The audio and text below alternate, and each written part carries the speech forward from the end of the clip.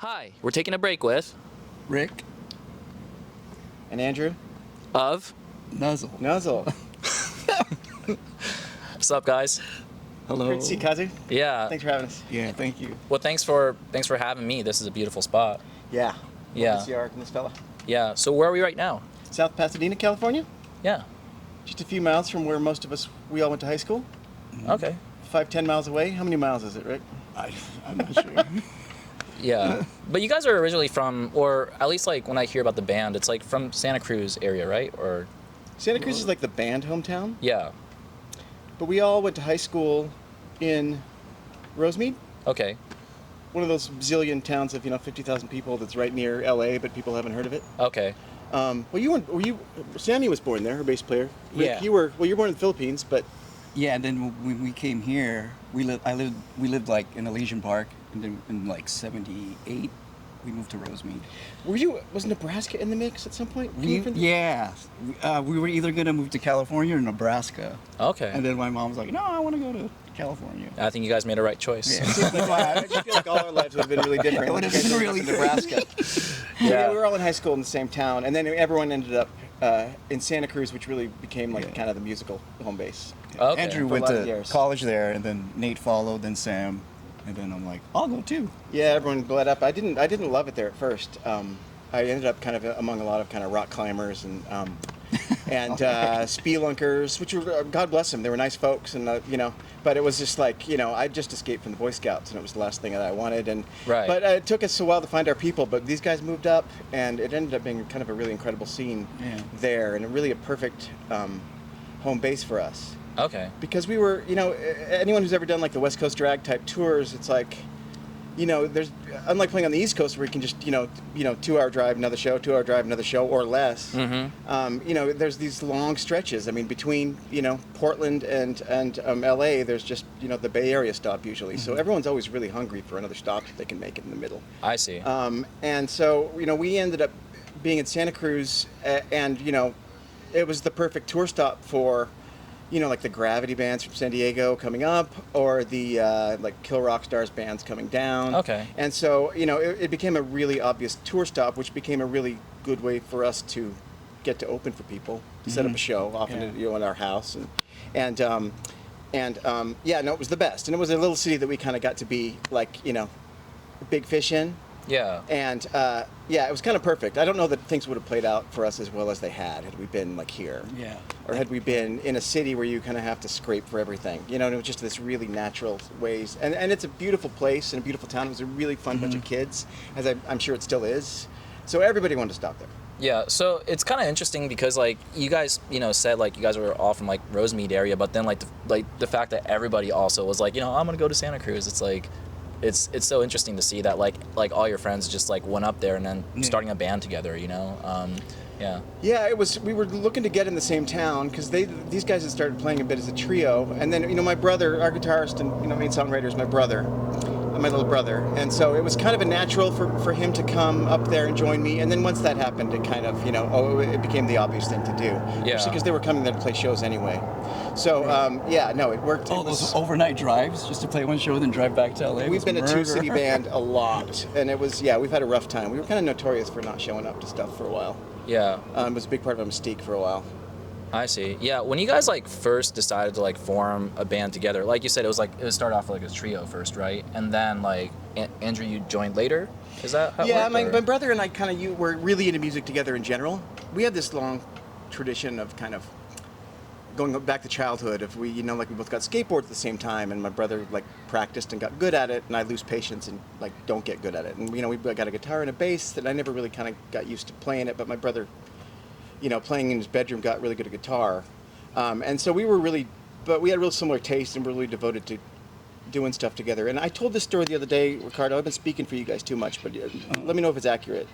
So Ricardo was playing in another band at a party, and Nate and Sam, our bass player who were playing together, were at the party. Yes. And it was the kind of situation where even after the show part was done, like they joined you to play just privately, like an impromptu practice? Yes. Did this happen? Yeah. Because I was already in Santa Cruz then, and I heard about it on the phone that you guys played for like an hour or two. Yeah. So I found out that Nate and Sam were playing music, and then they asked me, come play with us. And then when the three of us got together, it was just like, It was cool. Okay. Yeah. Yeah. We just hit it off right away. What did you guys like listen to same type of music like when you guys were like I don't know hanging out and stuff like that? Yeah, pretty much. Pretty much at that point. At that point early on, it was a little more long-haired. Yeah. There's a lot of Jesus Lizard. Either metal. Sam kind of came from a metal place. Okay. And it was early Nirvana and Mudhoney at that point, and a lot of kind of Superchunk and Sonic Youth going on from my brother and I, and so the three of them played together for a while, and I was up at school. I was mad to be there and not back down here with them, and I was kind of just a hanger-on. I'd sing a song once in a while. You picked up you were playing second guitar for a while. I decided it was this happens sometimes when there's just the guy who's around enough. Yeah. He hangs out enough that eventually you just put him in the band, right? Like Pigpen from the Grateful Dead or whatever. And at least they can be the hype man, which was kind of my role really as much as anything. Yeah. And like I picked up a guitar. Couldn't really play. I picked up a guitar and was playing a second guitar. My brother started to write pretty good songs, but it was awkward for me because I didn't play it, but I just wanted to be a part of it. Yeah. And there was the first show we played though. I mean, we played one like real show in that setup. We got to open it was the situation I was talking about where all the bands would converge on Santa Cruz. And the first time we did it was in November of '93. It was Unwound, and us, Link. Is that Vets Was Hall? Indian Summer on that too? We I'm rented a Vets Hall in Santa Cruz. It was the greatest night of my life. Yeah. Everyone stayed at our house after. And but we were that was fun. like we were the opener that only gets to play the show because the guy set it up. Yeah. That's a role that everybody fine, but nothing special. But so then we not long after that we played our friend's radio show, and I like broke a string. I'm like the volatile one emotionally. I see. Everyone else is so chill. I broke a string and I didn't know how to fix it, and I was upset. And that night, as we were breaking down in there, show? it was our friend Israel's radio show. Still our Israel, good friend Israel. at the Claremont Colleges, KSPC. That night, I said to my brother, "Can I just sing? Do you mind if I just sing?" I wasn't singing at all, Yeah. and he pounced on that, if for nothing else, just to get the guitar in my hands. Yeah, it worked. But it actually made a lot of sense because I'm more outgoing, way more attention whorish than the other guys in the band, and it worked really well for me to be the one that was sort of none of us really faced the audience, but kind of facing the audience. Yeah. And something happened when we made that switch to where it was just magic. Yeah. And people who had seen us before, in the one or two shows we played before, were just stunned at the transformation that happened when we made that little change. That one show at Cup of J. When'd you guys get good? I I forgot know, you said that. what happened to you guys? Wow, I was pitching. But there was also a thing where it worked out. my conception before that, there hadn't been a lot of the bands we listened to before, like all the ones I mentioned a minute ago, were like didn't tend to have lead singers. Like it wasn't a thing as much, and the lady, but a lot of the kind of like post-hardcore kind of early screamo bands did. Heroin, who was kind of the grandfather of so many of us. And so many actual, there were so many members of bands that tended to kind of be the model, and so we really latched on to that. And that, once we embraced it, it was great. It was great, and that was even to now, it's just clearly we each have our kind of proper roles. Yeah, it's interesting that like the first like real show that you guys talked about, like when you opened for like Unwound, is like really really cool. And even like when I talked to the guys from like Portraits of Past, they've always thought that band was like really awesome, even like watching them back in the day. But like, how were they perceived like back then? Like were they kind of like did everybody like really mess with them like musically, or like were they just kind of more looked at as like a really cool live band to see? Like how did people feel about them during that time? Do you remember your first impressions? I remember Nate and Sam went to go see Carpet Unwound at a show. I was gonna go, but then I didn't go for some reason. The next day they were just like, dude, you got us. They're just kids, like they're just like dudes like us, and they're so rad. This You gotta changed check 'em out. everything. Was it Jabberjaw? Would it have been a Jabberjaw? I think so. It might have been. But then after that, like seeing them, I think it really inspired us to like, I don't know. It's funny because I just I got think of those guys as older than us, even though I don't think they're about the same. A little bit younger, I think. Like they're older than Nate, who my brother's a little bit younger. But like I think of them because they were a year ahead. But we really saw them like they were really. It's like every time you saw them, they had such incredible momentum behind them that was better and bigger. I mean, that first show we played with them was right after the first LP, Fake Train, came out. It was weeks after, I think. Yeah. maybe a couple months. And then every time they came back, for the longest time, it's like they had more mojo and more people were into them. Yeah, it was just awesome. They had this broader appeal where they could play with so many different kinds of people too. You know, it's like they play with the more jump around hardcore bands, and they fit with them really well. But they'd also play with like their Kill Rock Stars bandmates, and they could play with people that were kind of moodier. But they really, I always, in some sense, Heroin was kind of the grandfather of us all, but even more so, Unwound. And they were always super nice and never felt above it all, but they also felt like they were on another level. They were like diagonal. You didn't even feel directly below them. They were hovering up here. Sure. And even now, I mean, I don't go to a lot. I haven't been to a lot of like reunited band shows, but there was no question of going to that one and being in the front. And they just had such incredible magic. Oh, so did you see them like recently, or like have you seen them for the recent tours? Saw them in the last one. Okay. It was amazing. It was amazing. Yeah. It was, my wife, who was a huge fan, too, insisted on being in the front. Yeah. Which I never do at my age. In fact, she had a beer, and I felt the need to guard her from the pit. And I got marital points like that I rode on for a while for doing that. But it was also like it was so much more fun to be up there. I'd forgotten that that's kind of the point. Yeah. Is to be right up in the sweaty mix, and it was fun. And the Katawi opened that show was another, a peer band, and I'd worried a little bit because we talked about playing again, and I was like, well, it's one thing to play again and be behind a guitar or a drum set, but to be just a dope with a mic in his hand, who's supposed to sort of jump around and stand there, it's been something I've had misgivings about. Yeah. But seeing Matt from Klickitat have the courage to do that was like, all right, I think I could make this work. Okay. So. Oh, that's rad, man. Yeah. I feel like Unwound definitely gets like a lot of mention, and like and they get a lot of love even from like the younger people too. Because I saw them at Best Friends Forever Festival last year, and that was like really interesting. And now we have these like festivals where they get like a lot of older emo bands to play now. So I think it's kind of nice that there's like a revival going on. I was thinking we should talk about the reissue that you guys are planning on releasing through Solid Brass. Yeah. Do you guys want to talk about like how you guys what's the connection of you guys and Solid Brass? They Chuck, who was one of the guys who is one of the guys who helps run that label and founded it together a few years ago. He lived in the Bay Area. Okay. When we were in Santa Cruz, and he was a kind of a constant at shows and stuff like that. Okay. And there was a particular recording. Also, George Chen, who ran Zum Records, who was doing a co-release with this. Yeah. We made a recording for our second album.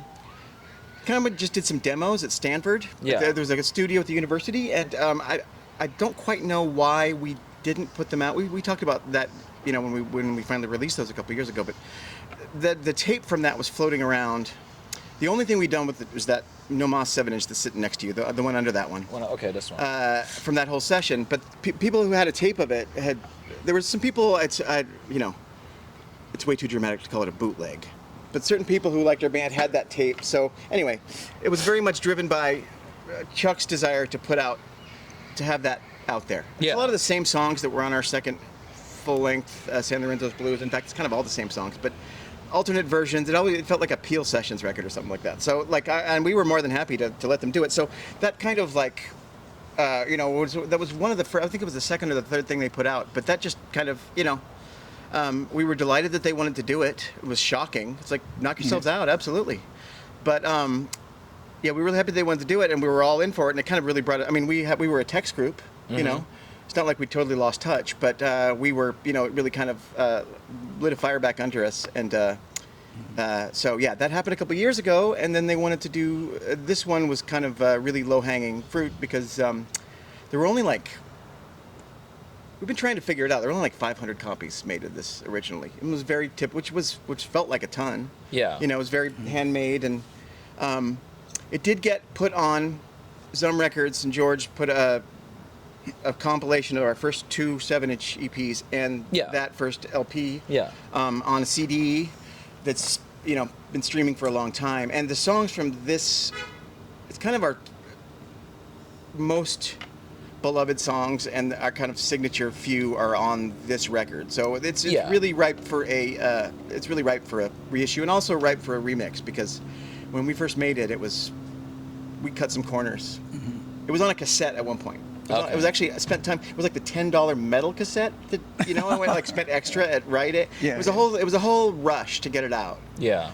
At the time for various random reasons. So it's just kind of the perfect candidate for, for a reissue. And we're really, glad to see it happening. And because it's a lot of our personal favorites probably too. It was kind of the peak of our first phase. Yeah, because I was looking on Discogs and I was like, checking the information about the album itself, and yeah, I guess like since the original, it's never been reissued before. That's the idea, right? So that's like the crazy thing. Like 30 years later, like that's awesome. I didn't realize it was the 30th anniversary until we were already getting into it. I was like, dang. And I don't know if they picked it accordingly, but yeah, no, it did. Had it not gotten that, that CD, those songs would have been really lost to everything, and I'm not sure we'd be able to figure out how to play them again. But no, it's really, this is kind of the one in its own way, and so yeah, it's surprising that it had. Well, it's not.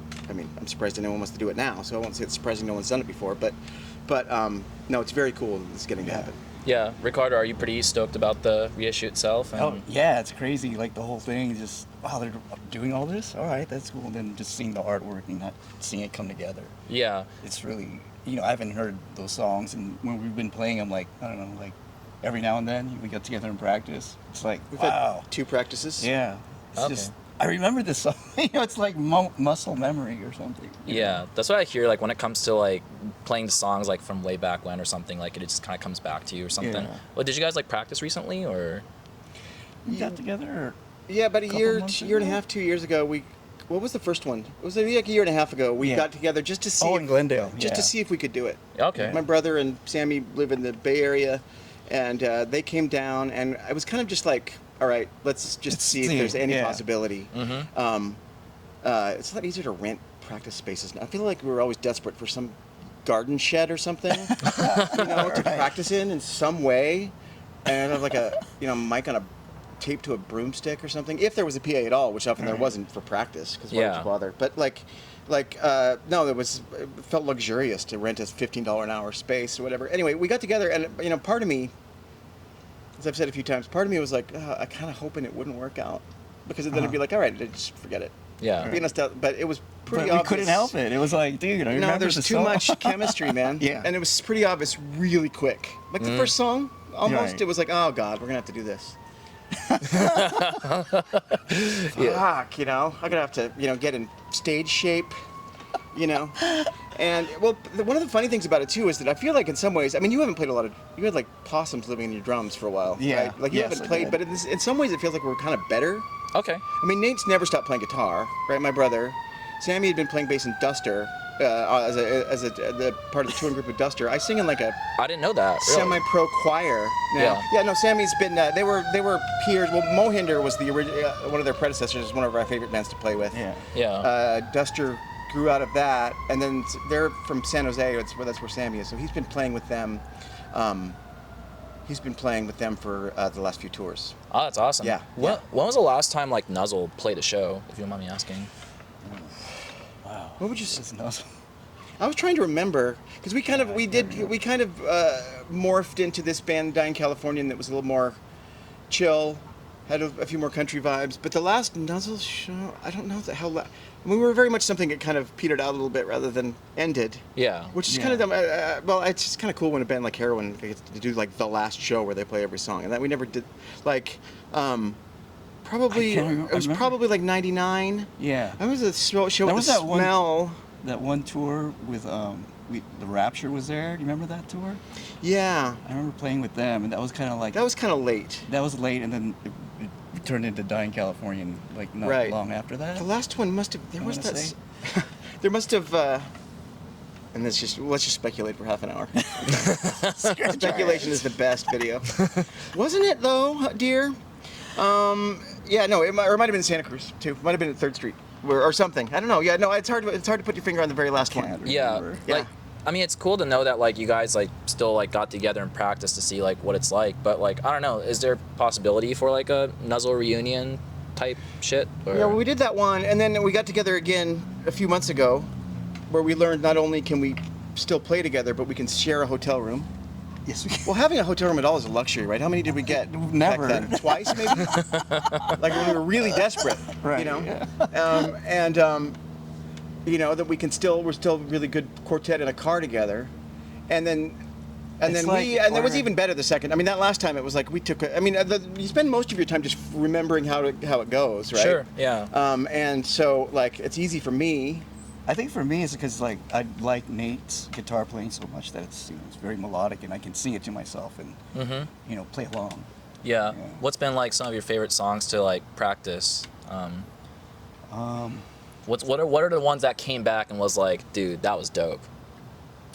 What's worked well with sorting, it was Newfoundland. pretty fun. Oh, that's kind of hard. That's pretty hard to get through. We'll get in shape to be able to play that better. Newfoundland, yeah, which is in my head that was the last song on this record that's coming back out. But it's not. It was because it was always the closer live. Yeah. It was always the big slow anthemic closer live. It's at the end of the first side. Newfoundland, yeah, which is my favorite of all our songs. No, that's been a joy. It's a little slower and we can find our way into it a little bit Yeah. more. But the long groove of that, I also only sing for the last Yeah. minute of it, or 30 seconds even, so I can kind of stand back and watch. I feel like when I play that song, I always feel like sometimes you see like Thelonious Monk's band playing, and he'll just get the groove going just like he wants, and he'll Right. just stand up from the piano and kind of And just in the corner and listen. Just put it out. Yeah. But yeah, that was fun to play. Neurasthenius Days, which is a song that Rick starts, that's on the other Yeah, 7 that's inch fun right to there. play. Okay. It's really fun. Yeah. I actually like the That words was I like wrote to that one of one the too. when we played that when we practice, we get through it pretty good. Okay. Yeah, and that was one of those, all right, we got this. Yeah, that was very much a we got this tune. Yeah, I think Yeah. a couple of my favorite songs are like, well, I actually added like one of them, which was Incantations. Like, Oh, yeah. I think the flow of that and like the riff is like really sick, and like it's, yeah, I just really like that song, and also I think Bring the Leeches is like really great too. Like there's like the melodic side of things in both of those songs that like really kind of appeals to me. That like really, I don't know, and especially since both of those songs are on the upcoming reissue, like, I'm actually really excited to hear it on record and stuff, Yeah, apparently I am not good with audio, like judgment. Yeah. The other guys, we'd have these discussions of the I don't know what they're remix, and they'd be like, I think the EQ, Yeah. and Ricardo and I are like, what's EQ? Right. And like, I think it sounds, but it's all supposed to sound, I know, we can just say it as a fact because everyone says it actually sounds great. But Yeah. no, it's been fun. Like you asked I saw another video, you asked someone what their most underrated song was, so I was thinking about that question Yeah. for us. Yeah. And it probably is something from this record because about 3 of the songs, like Age of Cinders and Sorting and Newfoundland, kind of got permanent set duty, but a lot of the songs on this record kind of fell by the wayside live wise. Yeah. And there's so many. Well, Bring the Leeches I would have named a few years ago. I would have said, if you'd asked that question, what's our most underrated song, I would have thought that, because I love the weird drum groove that starts it. Yeah. I love all the places it goes, and the lyrics are random but kind of appealing, and I just that's one of my very favorite ones to play. Also, and Yeah. I think it might, but it's actually one of the more played ones now. I think it might be. It has like it's right after Sorting, so it's got like the family ties after it's Sure. Cosby Show. Like sometimes I think people are just letting it run, and that's why it's up there. Yeah. But Incantations, and well, your favorite songs. Yeah, probably Incantations, Bring the Leeches. It's fun to play. And then there were some from this record. Was that the one you were saying is your favorite of all of ours, or was it For the Length of Me? I'm pretty sure. No, Incantations. I like that song. That's the one that ends with Nate just doing the little melody That opens with the outro, piano? right? We were always bad at learning titles. Yeah. I can't remember. It's all good, like, it's Would you hard know to some of the remember. titles? Yeah, but it is really exciting though, the fact that like also because I noticed even like in today's DIY scene too, like, there are like bands that I still talk to and that I'm friends with, like, that really cites you guys as like influence, like my friend Ian from the band Train Breaks Down, yeah, he's Good name. yeah, then they're an awesome band, and like, yeah, he loves you guys' music, and also the fact that he's half Filipino, and like, you have a Filipino band member in there. He's always said like, man, represent, that's awesome, like, So that's all. That's Right always on. that's always been something like cool, you know, to kind of have like the member of that in there, you know. Yeah. Did we make you be on a cover at some point? We put Sammy on the We cover put of the Sam. second album. No, I was. You never trying made to it? hide from Oh, there was one picture we always wanted to make happen. Yeah. Are there any like current bands that you guys have like checked out by any chance? Like, you know. I was anticipating this question. Yeah. I have not. And I thought about it. I already had the question in my mind because, well, just more broadly speaking, like we kind of learned recently, like people were listening. We kind of thought that, you know, when we saw like the kind of plays go up on streaming and stuff, and we kind of thought it was all our old friends, but we don't have that many friends, right? And it kind of and like I knew that like some of my friends' kids, like adult children or teens, were kind of like, but I didn't realize how much. We got like stats from Spotify or whatever, and I was just shocked at Oh, the the number age range? balance. Yeah, it was like 18 to 25 and 30 is like most of it, almost all of the listens. Yeah. Geography was interesting too. I mean, that kind of played out how I thought, but it just made me super curious, and it made me just assume. So anyway, I've been like kind of asking. I spent the last few days, especially Sure. stuff that I kind of heard, but I spent the last few days. Deliberately listening to stuff Yeah. in anticipation of this happening, and there was a lot that I was really into. Yeah. I like Bedlam Bedrest from here. Oh, dope. Yeah. Some young women who do some awesome screamy plus moody stuff. They're rad. Yeah. I'm gonna look at the list I made. Yeah, of course. You mentioned First Day Back. Yes. They're kind of my favorite of everything I've heard, and I didn't, as I told you earlier, I didn't know they're from Santa Cruz until just a few hours ago. Yeah, they're a which hit. Yeah. makes me very happy. Yeah. I liked Truth Cult from Baltimore, Yeah. Okay. and I was into Home Is Where, Home is where? Oh, yeah. Nice. Yeah. Cool. and Dancer from Scotland, who reminded me a little bit of Huggy Bear and a little bit of who was the band? Red Monkey. Is that the band that we used to be on Trouble Man with from Britain? Yeah. Kind of shouty political, and False Flag from the Bay Area. Okay. Another awesome bunch of rockin' women. That's awesome. Yeah, Yeah. it's cool that like you know, not only First Day Back, but you mentioned like Bedlam. I mean that's a cool band. So like, you know, it's actually kind of nice that like you looked into it and stuff. And yeah, Ricardo, you gotta check out those bands. Like, Yeah. I know he told me I need to share. I'm like, come on, learn some to name. do you guys just you know, of course, like I talked about like little DIY bands and stuff like that, but do you guys attend just shows in general? If there's any bands that kind of come through your area, like are there any? Yeah, do you guys attend any or? I haven't. We're been gonna to a show. start is the thing I'm saying there, because seriously, like I was upset. I was not. I mean, it's mostly just been. I mean, we get to things. You know, it's been a few years since I've been to the Smell, but you know. Yeah. I love that it's still there, and we get to things on occasion. Usually, and it's usually been reunited stuff or stuff that our friends are still doing. Yeah. Or someone who's been, you know, had it together. But I was no, seriously though, just even in the last little while, as I've been kind of trying to bone up, I've been upset to see how many things have been going on like so close. That you know, I'm not Oh, going to yeah. have the wherewithal to stand through 5 bands when you know they're arguing over who plays first, Yeah. and you know, or who plays, you know, or who's going to headline where you Yeah. get stuck playing at 1 o'clock, you know, but like, but anyway, this is my vow. No, I'm going to try to get to more. No, definitely, man. And Yeah. it's so when I look at the Instagram page, who's in control of it, by the way, or who does the Instagram page? Is Sammy, it the bass player? Sam. Oh, Sam. Okay. Yeah, Yeah. It's rad because like when looking through like the flyers and stuff and seeing just like the amount of bands that like y'all have like played with is like it's really cool because of course like some of them like, you know, have like are still around today, and like, you know, some of them are kind of like making like a small comeback, like for example Fairycat, you know. Yeah, they're gonna be playing at the Zebulon soon. You guys gotta go. I am so there Yeah, for tell that. me about No, I love those guys. Those guys were good friends, and we played with them in DC. Oh, really? Back in their first run, and they're from Claremont here originally. Where some of our, including the Drew, who I just mentioned, who put out this record. Yeah. The first time. So we have the connection there, and I just saw Chad, the drummer, just came through played with Mary Timoney in her band a little while ago. So no, I'm beyond excited for that because they were great. Yeah, because Devin Ocampo, I mean, he's a savant. I mean, like, you know, I mean, it's such a cool, He's like, the best guitar player and sweet guy. And you know what? I hear math rock, and it's a little bit.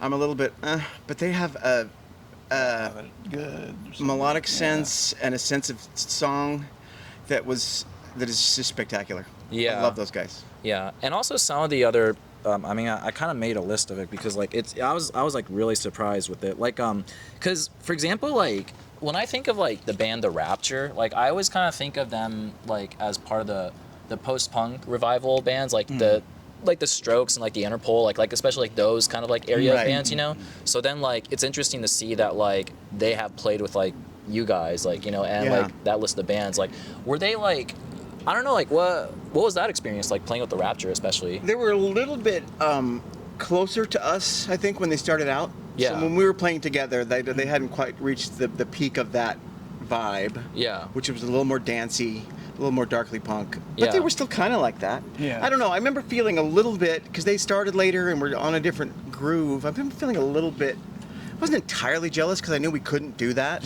You know what I mean? But I did feel like, oh, I wish we were a little more danceable, or I wish we were a little bit more, you know, it felt like they were doing something awfully cool. But we played several shows with them, I Yeah. think. Brooks. And Brooks, was in it. is one of our good friends, was a member, and so yeah, no, it was cool though, because they put on a really good show. It felt like I picture them playing in the dark, you know, with some strobes, and definitely having like a clubby vibe in a good way. Their In a good keyboard way. player, like their set would end, but he'd still go doo doo. The guy would turn all the lights off, and he'd still be there Still be playing at that it? one. Yeah, and like Full people are stage leaving, and style? he's still up there going. Doo, doo. That's a vibe right there. Yeah, I thought those were like Yeah. intense. And also like yeah, because that's the thing, because they're very like dance punky versus Yeah. like Yeah. something more like kind of like emo-ish. But I guess like especially when it comes to DIY scene, the fun part of that is like it's not necessarily like narrowed down to like a genre or anything. Like everybody just kind of plays together. Like, Yeah, you it's know? cool that it works both ways. Sometimes there can be really good shows where every band just sounds like two steps apart, and you feel like you're almost collaborating the whole day, right? It can just be like you're all just building on each other. Yeah. But it can be just as fun to be super disparate, you Yeah. know, and have different, you know, numbers and configurations throughout. It's kind of better that way, actually. But True. you know, but it can work either way. Yeah. And it is fun. It is fun. We did get to play with plenty of people who, you know, who aren't that close to us musically. Yeah. What was your experience of playing with Modest Mouse like? I don't remember. Did we play with it? I don't remember. Yeah, they were. You know, it's funny because they. You know, I talked about how quickly Unwound ascended. They were kind of the same. I mean, because we were friends with a lot of the same, like Link, who the Modest yeah. Mouse guys were real, like, especially Jeremiah, the drummer, were real kind of acolytes of the Link guys, and Sam Jane and Rest in peace, both yeah. Sam and Jeremiah both no longer with us, as I realized I mentioned the same sentence. Yeah, it's crazy. Wonderful guys, but total angels, both of them. So I you know, I remember like our friend John Atkins, who we played a lot of shows with in different bands, 764 Hero and stuff. I remember him playing the Modest Mouse demo in the pizza place he worked at, you know, for me as I was sitting there, and it was just like it was like, these are some kids from Issaquah, and then they just went. You know, and the next thing you know, we're lucky to be able to open for them. Yeah. One of the shows was just Nate and I just an acoustic thing before them when they came to okay. Santa Cruz, so that might be it. But we played with them, you know. Seattle. Or Yeah, something? but it was crazy. And then the next thing you know, they were playing like Palladium style places here. Right. Yeah. You know, they had there were Jeremiah in particular, the drummer, was someone that we knew, and it was fun to play with them. Yeah. Oh, was that the Velvet Elvis? We might have played with the Velvet Elvis. Do you have the flyer? Yeah, that was a great stop for us in Seattle. Yeah. And all the bands that surrounded it. Red Stars Theory was really Yeah. good. That was kind of a post. James from Link was in that Red band, Stars, right? Yeah. Yeah, they were wonderful. I could check on that because it was like one of the first things that I like noticed too, you know, because also like you guys played with like Mineral, which they're playing like a farewell show like this year. I you know? saw a flyer for Mineral on your page, and yeah, the Midwest. Did we have a Braid flyer? We did play with Braid at least once. Braid. Yeah. Okay. Yeah. So a We lot could of have been those mistaken bands. for Midwest at times. That tour with Fisties, we played with Braid a lot. Yeah, in didn't we? Bloomington, and so it was it. We played with the Midwest emo kids in the Midwest. Okay. Purest experience. Okay. That was fun. But you guys never played with the Get Up Kids? I don't think so. I don't think so. Yeah, because I always see like the Braid with the Get Up Kids sort of combination. Right. Yeah. So that's always been like kind of thing.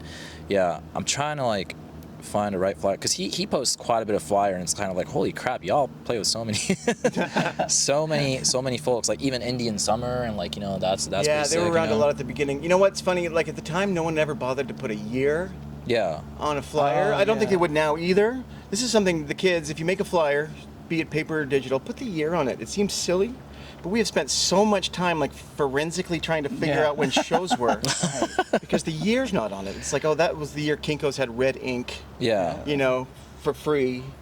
And so, yeah, no, you know, there's been a lot. We've done a lot of detective work just trying to piece together what shows happened when and where. Not that it matters, but sometimes there's you know actual Kinda reasons cool, for it. Yeah. Are you guys friends with Ian from Strictly Ballroom by any chance?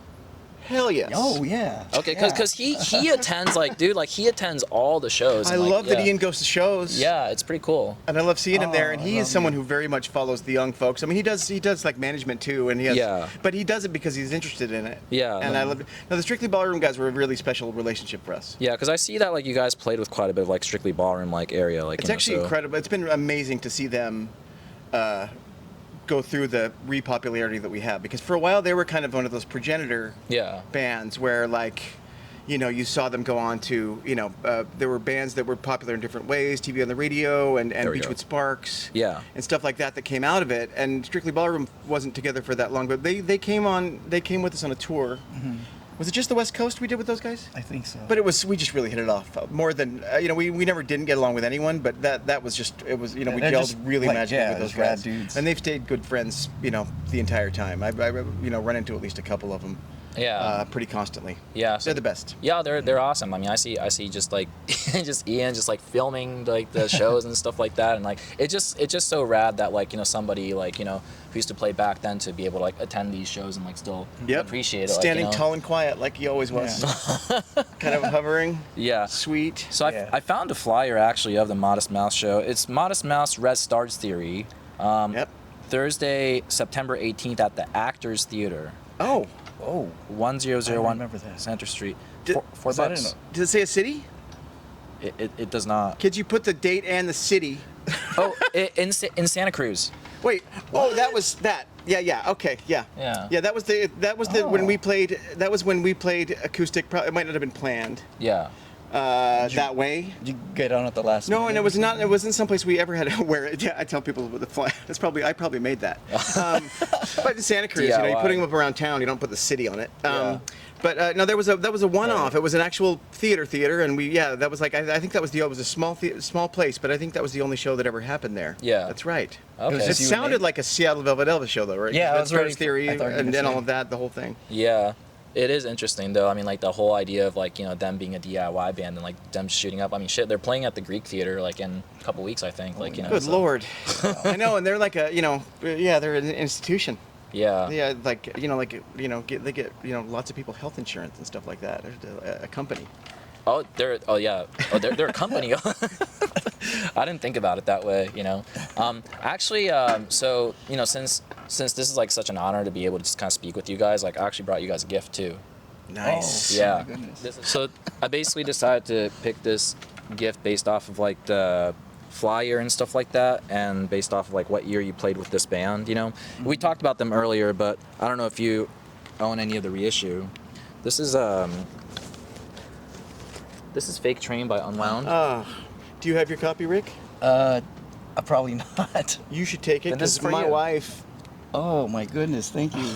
Yeah. Oh, I can that's remember the very first kind time of I you. saw that, and I remember picking you up from the airport. Where is it? Like near Oakland? No, it was in SoCal. It's like the more east. Ontario. Yes, and you This picked is up dad. Andrew. This is dad talk. Ontario He Airport. comes The traffic. out of the is fewer. airport, holding this. I'm like, Oh, I was. Oh, because I came down. Yeah, and you're like telling me, like, yeah, I was just on the phone. I just kept looking at it. Yeah, that's when you carry around like it's a wallet. You know what I Yeah. mean? It was on us at all Oh, times. thank you. That's I very got it at Yeah, of Amoeba course, dude. Berkeley when it was the only Amoeba, Yeah. and Wow, I haven't seen this in a the long best, time. the best. And they say every once in a while you run across. Well, not anymore. Yeah. See the original? Have you seen the original Tom Jones record that's You're right, yeah. pasted yeah. on? Wasn't it on, like, their wall or something? Justin had made this. Yeah. And they're like, let's use that thing for an album cover. And that song, I don't know that there's a record. And when I go out through all my favorite of all time, there's just not Yeah. a bad note on that. Not much as a bad song. Yeah. It flows so gorgeously. Yeah. And it's just unbelievable. It's one of the greatest pieces of music ever made. And thank you. No, of course, man. Yeah, because I know like this band kind of holds like a special place in you guys' heart, and like, you know, so especially like because I saw that when you guys played in '93, it was like right after, maybe a little bit after when this came out or something like that, like, you know, so. Yeah.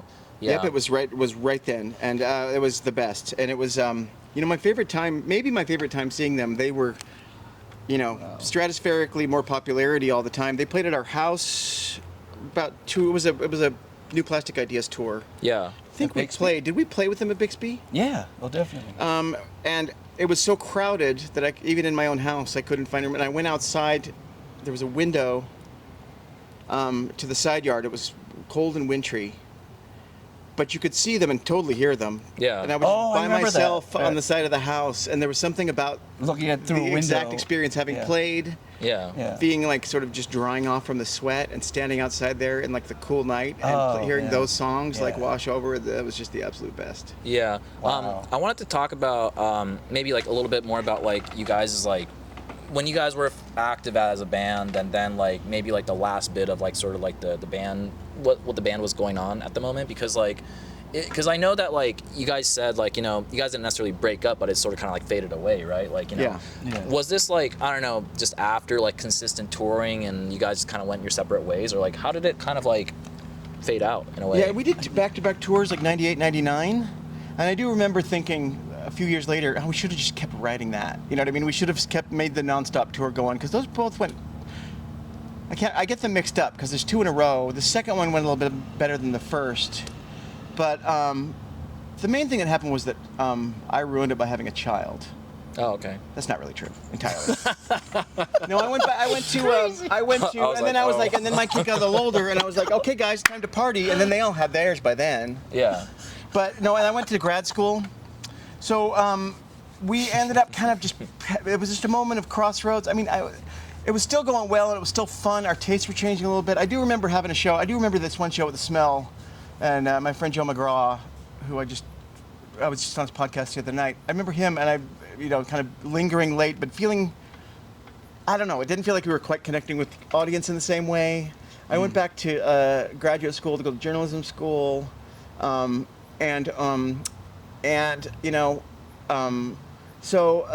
it just felt logical at the time to do something different. And we did move on to, form this other band, Dying Californian, which was the same guys and one other guy. And I also wanted a band where I could, because I was doing other stuff, be a member that didn't have to be there. Yeah. I was there most of the time, and but I played keyboards, I sang backup, and that way, grad school stuff, the early more career jobs, the child, which came not long after that. Yeah. It allowed me to be a part of it that way. And you know what?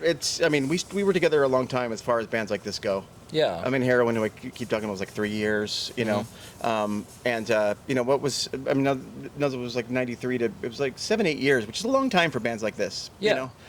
Now it's a little bit different where, they have these long spans, but at the time it was almost considered sellout to go over a year. You know what I mean? Right, yeah. It's like, you guys haven't broken up yet? Jesus Christ. You guys in love? You guys should have like members of that now on your flyers. Right. Yeah. Formally. So like it just went. I did. Again, I can't regret doing it differently, because who knows? I mean, I love it. Like getting to go through the experience now of hearing how people felt about it and stuff has been awesome, and we stuck with it for a lot longer. Absolutely. Yeah. But there was always a sense, we did miss some big shows, that we could have maybe gone in a little harder, that we could have done a little bit more, and it's hard not to have that feeling. But I'm pretty happy with the way things played out. Yeah. Yeah. Well, because like outside of music, like what does everybody do? Because I know that you're a journalist, right? Like, 'cause even talking about interviewing Neil Young and stuff. I think that's awesome. Like and but Ricardo, what's your thing? Like I've been working in libraries forever, so that's just you just work at a library. And The first night we really hung out together and Yeah. drank beers together, like right after high school. You were like, what do you do? I put away books. Yeah. Still putting away books. I think for me, when I started a family, that's when I stopped like really playing. yeah. This was like 2007, 2008 or something. Okay. Yeah, I just started a family and just really just was into the family life. Yeah. And ever since then, that's what I've been into. And then these reissues were coming out, and I'm And like, now we're all leaving our oh families. really? Yeah. Like, Now I'm like, yes. Now you guys are second ready, wives, third wives, ready to go new back to being kids. rock stars. And, Right. Yep. Yeah. It's like, oh, I Kids should can take come up to the shows if smoking they again. want. Yeah. What? Because I know you guys have kids, but like, or yeah. So you guys have kids right now, but like, what do they think about your band? Have they ever listened to it? No, I don't really play. I'm more of like, Do you let them know about? I'm more like, let them find their, their own thing with their friends, and what my children listen to is Yeah. nothing, they listen to like hip hop and, other things. Yeah. I've played, when we get the test pressings in lately, oh, check this out. Yeah. And they're like, wow, that's emo. Is that emo? They'll be like, they'll like trip Where's out. your eyeshadow and your long bangs? Yeah. That's so rad. My daughter digs us. She's 20, but her musical styling's run a little bit more, a little bit different. Yeah. She's a little more pop oriented, a little more soft oriented, but she's a fan. She'll be front row at the shows. Okay. If it happens. In fact, it's predictably like every old band, like you want the kid to be able to come and watch and see that you used to matter. Yeah. And then my stepson, who is 21, is he 22 yet? He's one of the first. I mean, he's just very much in touch with like underground music very broadly. Seriously, he has okay. a constantly shifting set of. He's swung into punk stuff. He's swung into some more like indie hip hop and all different kinds of things. But he was one of the first people who clued me into the fact that there were younger people listening to us. Yeah. And was in touch with people who were. So. Yeah, because how do you feel about like all of that, especially like because even after doing an interview with the Rob and Jonah of Portraits of Past, like it's just really cool to see that like again like putting these reissues out and now they're like headlining a show at the Bellwether and like stuff like that. It's Those dorks. That's amazing. Yeah. No, they were a band, because they were Santa Cruz. They were from Half Moon Bay, which is near Santa Cruz, but they were living and basically there. Yeah. And we see I'm friends with both of those guys. Who I don't know Rob very well. I know Jonah very well, and they were in subsequent bands. But they were kind of toward the end of their life. Back when that was. Or the end of their life. Sorry, we have talked about some dead Jews too. They were toward the end of that band's existence when we were getting to know them, and they did play one of those early Vets Hall shows that did they play the one that was with Carp and Godhead Silo? And let's speculate on cameras. Anyway, was that 93 or 94? And where did we eat it? Anyway, those, and what was the question that led to that, though? I just never dreamed that anything like this would ever happen. And it's not, there's nothing that crazy, right? It's like, it's not, but Rick, did you think that, like, I thought, to me, somebody from the past saying, oh, you guys are really good was it. Yeah. That I hadn't met before. The idea that it would actually have even the level of revival that we've experienced already. It's just, for me, it just came out of nowhere. I'm like, really? All this is happening? I was just shocked because I stepped away from it. From just playing and basically listening to music, and then it just resurfaced again like a couple of years ago, and it's like really like it's just taking me back. It's crazy. Yeah, so it's I think it's pretty cool to see like even like some of the kids on like TikTok would have a profile photo of like a Strictly Ballroom album or whatever, right. like yeah. So honestly, it's wild. Do you guys go on social media a lot? Sure. Yeah. So yeah, how? Yeah, because like I know like you were at the time of like the 90s, especially when it comes to promoting bands, right? Like you put up a flyer or like do those kind of things. Seeing how bands, well, I mean, MySpace is like a long time ago, but so like that has ended, but like especially Instagram has become like a big promotion tools, but like seeing how bands are like kind of moving and like promoting their stuff online now, how do you guys feel about it? Like are you guys like, when you guys see it, is it kind of like, oh, this is different, or like what's like the sort of the impression that you guys have? Do you talk about feeling about it happening broadly speaking? Broadly. When other people do it? Yeah. It's awesome. Yeah. Yeah, it's definitely Well, your different. channel. Is it a channel? Yeah, sure. Instagram? No, it's been great, and I realized I need more of a vessel than I realized. But actually, Sammy runs ours, and I don't know what's going to appear. He doesn't tell us usually. Right. Yeah. Sometimes he'll ask about a flyer or something, and then we'll see it. Yeah. But it's fun for me just to watch ours, and also especially to see who we're interacting with, and because I'm most of the audience. Yeah. You are too, Rick, right? Like on that, and to see it happening that way. But it is built well for it. A clip, an image, can come together. And that you can, and you can tell pretty quick. I mean, some things deserve time, but you can tell pretty quick. There can be a little snatch of something. First day back, as we were talking about, I had to hear about a chord and a half before I was like, oh yeah, this is something I'd be into. Yeah, because when you guys decided on first making like an Instagram account, was that again, was that Sam's decision? Like, I think so. Yeah, and do we have a, I we had had a no band idea. I just- MySpace when What I had never had my MySpace? personal MySpace. So the band, I had the login for the band one, even though I wasn't the one doing it, and that was how I interacted entirely. So Yeah. and it was more of a band thing than anything. I love that we're there, and I love looking down the list of likes. Just Oh, because I right. needed the approval. No, going down the list and seeing Comments and like seeing who it is too, and like, oh Yeah. God, love that dude, know that dude, know that. Oh, really? the Oh, heart, that heart, guy? heart. And then Yeah. you see like Matt Anderson from Heroin You're liking right. something, and you're just fucking in heaven because you see that. And still to this day, Oh, really yeah. pumping heroin on this. We're always. You're a dick. God, you remember heroin? glazing them, like, you know. It's like, But there was like you'd see no, doing that is fun, and seeing the moments of the folks reemerging, and all of it is I'm entirely pro. It's also just with so much social media so toxic, it's actually, it feels like almost. I had no idea Sam was going to set up a Nuzzle Instagram thing. Yeah.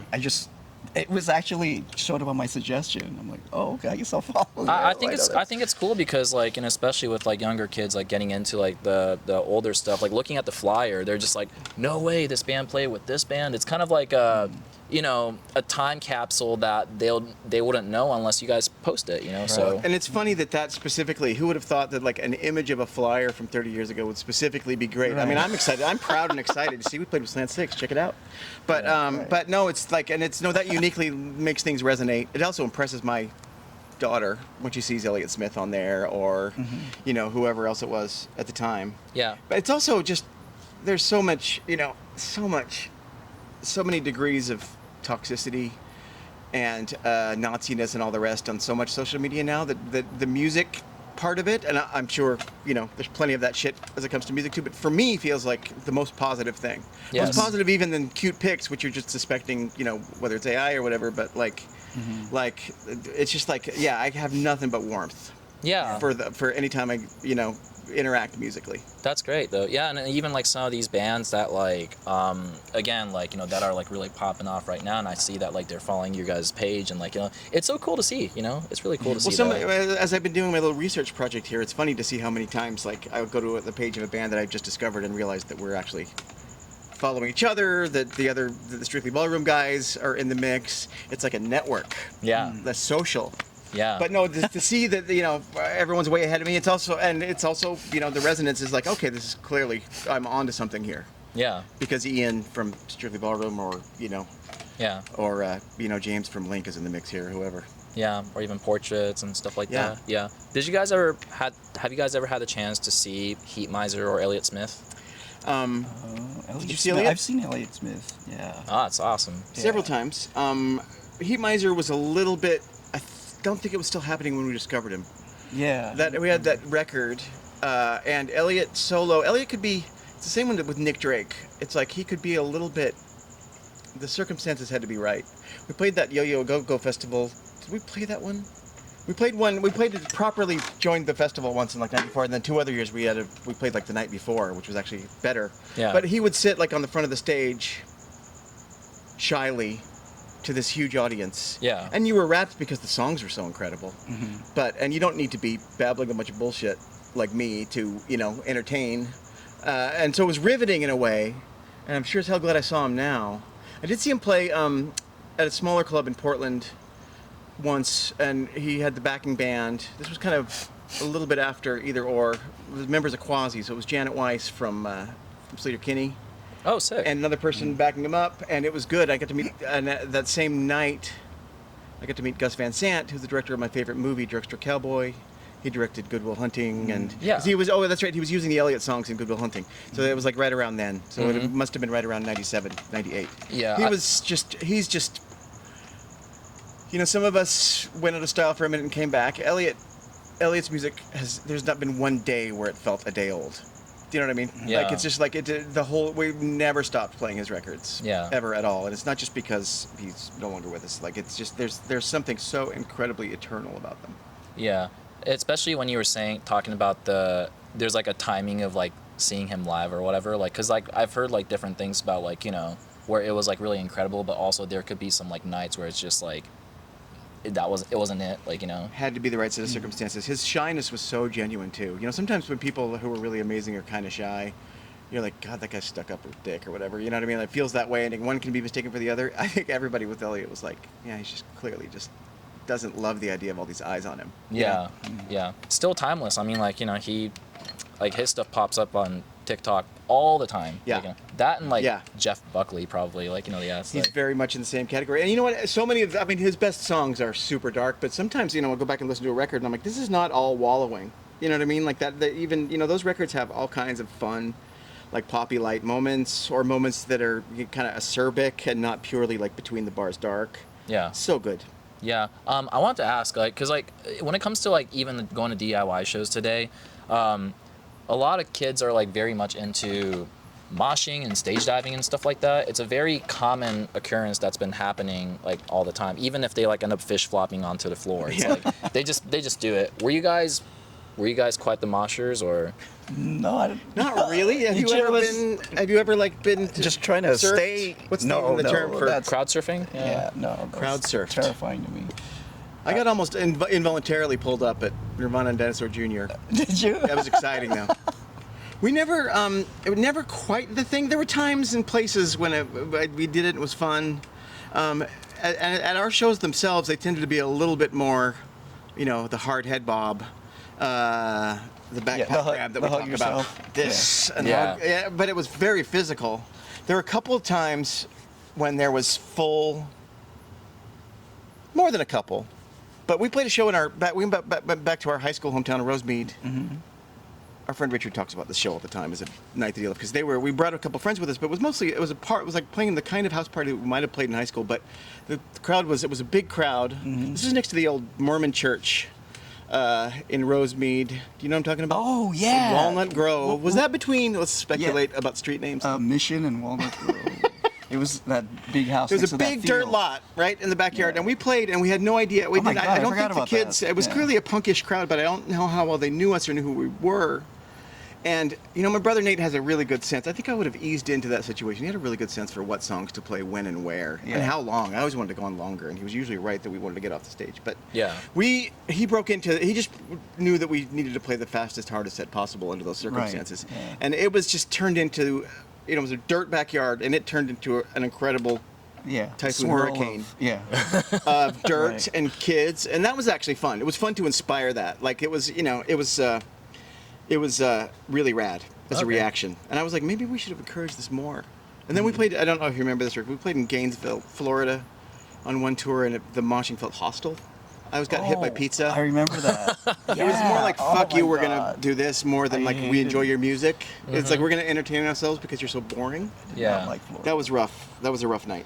It was Yeah. kind of crusty. Do kids still use that term? Do you still use Crust? crust punk? Crust? Yeah, there's Gutter like punks? melodic crust. Like, there's like crust Yeah. term that's out there. Yeah, Yeah, it was touchy gutter. They had more hair dye than we do, and usually it was I think of like the mohawk that's not standing up. You Yeah. know, the lying mohawk. Yeah. But I'm pro the physicality in general. It is weird to see, you know, it is weird to go and see the younger people. God bless him, though. Yeah. To see the younger people and the degree of kind of, I won't say formal, degree of rigorous moshing going on. You know, where there's, you know, the intense center and the organized lifting and actual proper stage diving going on. Yeah. But you know, it is weird to see that in some circumstances, even with Unwound, right? An Unwound show in our day would have definitely included some really intense sort of, you know, physical audiences. Yeah. But again, not like this, Yeah, you know, yeah. not like the sort of Circle rude of boy death. style, like, Yeah. you Like know, whatever. hardcore, yeah. dancing. Which again, absolutely has its place. Yeah. And, you know, I'm a fan of, in theory, you know. Yeah, no, definitely. Yeah. So, you know, now that the reissue is going to be coming out soon, what's like the next thing for you guys? Are you guys planning on releasing like more stuff, or are you guys working on anything new by any chance? Or of course, like the possibility of like playing shows and stuff, that's probably like being talked about, but like do you guys like, I don't know, do you guys have like kind of anything in mind that you guys are kind of in talks about, or? The Matt Anderson sessions. Are we gonna? Are we going to do something with that? Yeah, our two first singles. Do they need I don't know why. I'm thinking I heard that somewhere. You know what? This like 7-inch EP was kind of like such the standard, so sort of right in the first couple years that we were doing it. You know, it's still kind of my favorite thing, right? It was like the, you know, the 3 or 4 songs on a single, that felt like the thing to do. Sometimes I do wish that was like an album. You know what I mean? Those 8 songs are such a unit unto themselves, and they go so well together that I would like to see them. I mean, they're compiled together anyway, but like to see that, like a name, a cover for those would I thought be there cool. was talk of that. Before. We also Maybe. have we've also got songs. I mean, I'm sure we would start writing again if we were, we live in different cities. The time that we spend together is just relearning things. Yeah. And I'm sure we could write again if we needed to. Yeah. But there's also some songs that if we do play, and we plan on it here in the next, for sure within the next year. Oh, sick. Yeah, I mean, we're looking for circumstances that'll work. I mean, I think we all agree our first show back, we would like it to be small, Yeah. you know? And so we played in so few situations. We played to some pretty big crowds, but it's so rare to even have, like, a stage that's higher than knee-high, Yeah. you know? And I love so much that face-to-face interaction that I need to feel that first before we're anywhere where we're standing above, Yeah. a crowd. Yeah, no, we're looking. We haven't booked anything specific, but we've put the word out that we're available. Okay. And we feel ready to do it. We need several more practices. We never practice too much. We like the loose feel. Yeah. But no, it's gonna happen. It's gonna happen here. And we do also have some songs that kind of fell through the cracks. Stuff that we wrote that fell between the two bands. There's one song that speaking of underrated songs, that literally disappeared. Yeah. Like it was going to be on that EP that was kind of between the two bands, and it somehow just fell off in the mastering. That may be our best song. It's called Signs of Age. I think it's Sammy's favorite. Yeah. And that we would definitely play when we come back. And there's a couple of other songs. My brother and I decided we were going to write a rock opera about these two guys who tried to climb Mount Everest. It's actually quite emo. Yeah. About like guys in the 20s who the thing was they probably didn't, but they might have gotten to the top. This is like 30 years before Edmund Hillary and Tenzing Norgay like actually reached the top of Everest. But and so it was this really awesome story because of all the imagery that they found. It was just begging to be like an album cover of our kind. Where it's like an old broken compass and like a woolen jacket that's kind of ratty that's just lying on a table. But anyway. Oh yeah, so we were going to do that, but we only got, I think, 2 or 3 songs in, but they were really good. So anyway, we have a handful, and one of my favorite songs maybe my favorite song we ever did, never quite found a home. So there's stuff kind of floating out there that if we find a way to do, also we can pretend we have new songs when we play live. Yeah, sure. Not now, I guess, but like, yeah, there will be 3 or 4 that even if you own everything we put out that you won't know. That's So awesome. that's fun. That's fun, and it's been fun to be able to dust those off because they're not. Like some of them are just from memory. One of them I know we had no recording of it or anything, and Nate and I were just be able, like 25 years later, just able to play it, piece it back together. Yeah. It's crazy. Yeah, it's rad. I mean, yeah, I think Portraits is in like a similar situation where like there's like some guys over in like the Bay, and then like they go over there to like practice and stuff like that. So yeah, it's awesome that like you guys have that thing brewing. What is it called? Just kind of like wrap up like. What is it called? Usually, like at the end of the interview, like I usually ask the band, like, what encourages you guys to like keep playing music? And of course, like you guys are sort of in like a different situation, but I guess like I want to ask, like, even after like Nuzzle faded out for like a little while, like in your mind, does the idea of playing music like still really excite you? Yeah. I mean, it's You're looking at him like that you better. It's like Andrew was saying, like even like us just sitting in a car, it's like I don't know, we get along so well, like it's crazy. And when we just play music, it just feels so right, and it's fun, and I like to see them. It's just I don't know, we're just such good friends. That's what it feels like, friendship manifesting in music, but it's like. And it's like, I've done other places. I enjoy it objectively. My brother and I will do different things. We do like sing-along things and play acoustically and just hang out and play. But there is something about the 4 of us and that manifesting musically that it's just different. It's different than any other place or way we can play music. So I've done a lot of other little projects, but I've never really been in another band. And there's just nothing like it, and there's just something about, and to me it is all about the fusion, the feeling of the fusion of the 4 of us, and the feeling and the friendship of the fusion of the 4 of us, and that makes this something that I just I'm so happy to get to do it again. It's something that I'm always going to want to do. Like Yeah. I could never play with people unless they were like really good friends. Yeah. You know, like I couldn't like answer. You know, like people, oh, join the band. If I don't know them, Which is weird for a drummer. it'll just freak me out. Usually, if you're Like a I have to drummer- know you. I don't know usually why. if you're I a have to drummer, feel they'll pull in, comfortable. you know, you get yanked into everything. Yeah. Out of necessity, and drummers like whatever, you know. Yeah, I'll no, join. I just couldn't do it. I'll just play with these dudes, and I'm happy. Yeah. Well, when it happens, like, you know, I'm gonna invite everybody, and like, you know, we're gonna mosh. Please feel free. Gentle stage diving is encouraged. Yeah, absolutely, man. Yeah. Well, you know, once again, I really appreciate like taking you guys time doing this, and like it's so cool to like, you know, actually kind of like meet in person and like do all this stuff, you know. So yeah, I want, you. and right now, like, you know, I want more people to even hear the reissue and like, you know, order the vinyl, sell that stuff out, just, and you guys will officially be sellouts, you know. What I mean? Exactly. You Yeah. never got a chance. It's actually fun to do this because you know, you find yourself giving an answer and you're like, you know what, that's true. That's really true. Like you don't entirely know why you do the thing until you put it into words a little bit. Yeah. No, I think the excitement is there. So, you know, I think all four of you guys getting together, I'm definitely gonna be looking forward to next year. You know, so Yeah. Right on. So that's gonna be fun.